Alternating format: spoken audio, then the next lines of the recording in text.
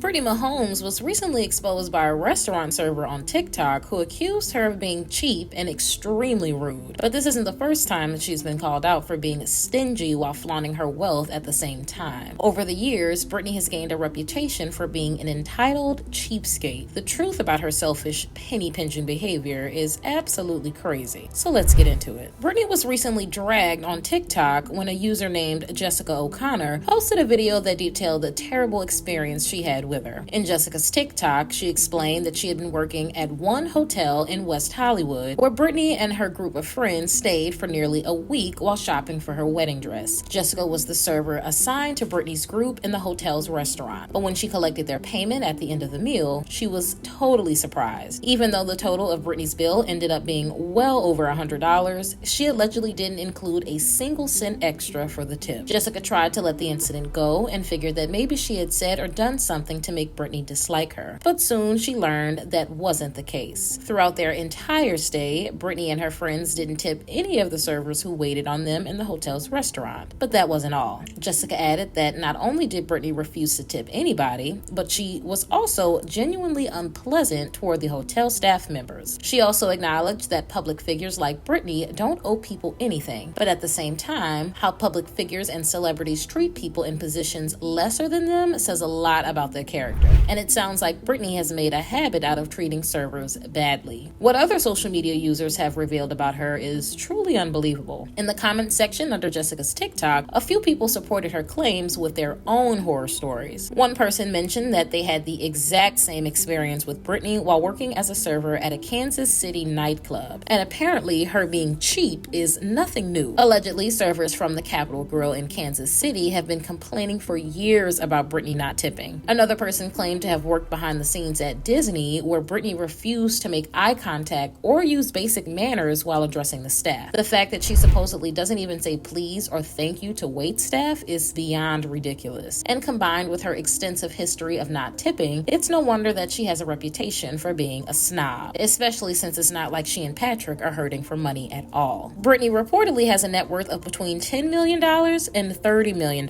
while Patrick's net worth is around $70 million.